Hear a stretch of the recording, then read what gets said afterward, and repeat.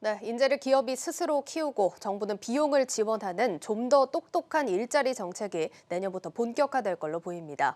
물론 투자의 관점에서 보면 당장 눈에 보이는 매출이 생기거나 하는 건 아니겠지만 국내 기업들의 성장 잠재력을 키우는 행보가 되지 않을까 싶습니다.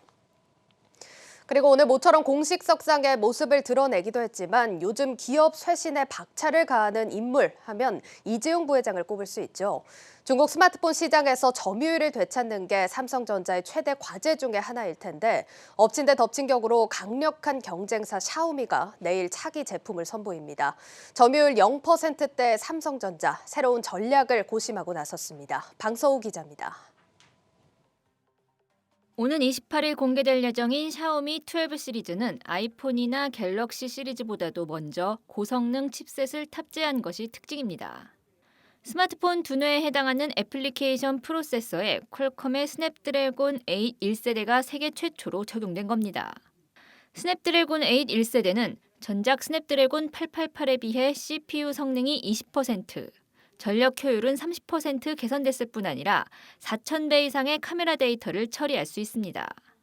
지난해 샤오미가 세계 최초로 스냅드래곤 888 기반의 미 11 시리즈를 출시하고도 3주 만에 100만 대를 팔아치우자 이번 샤오미 12 시리즈도 같은 전략을 내세운 것으로 풀이됩니다.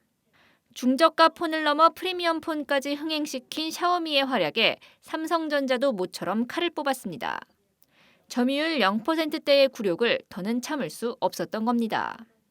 한때 삼성전자의 20% 이상의 점유율을 가져다 주던 중국 시장은 OBX로 대표되는 현지 업체들의 약진과 사드 배치 논란 등으로 아픈 손가락이 됐습니다.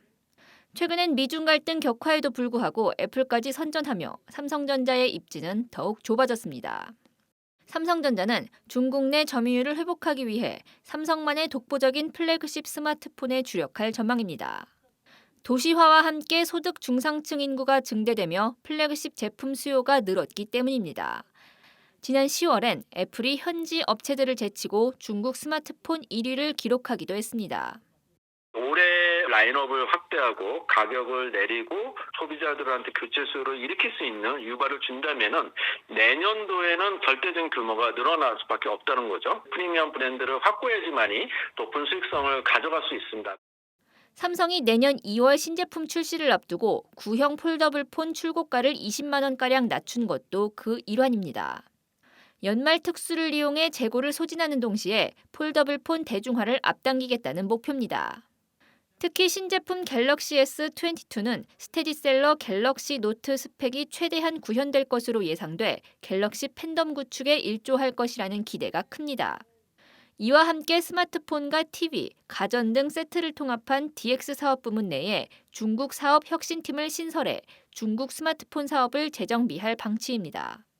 프리미엄 폰은 애플이, 중저가 폰은 현지 업체들이 꽉 잡고 있는 중국 시장에서 삼성전자의 승부수가 통할지 귀추가 주목됩니다. 한국경제TV 방서호입니다.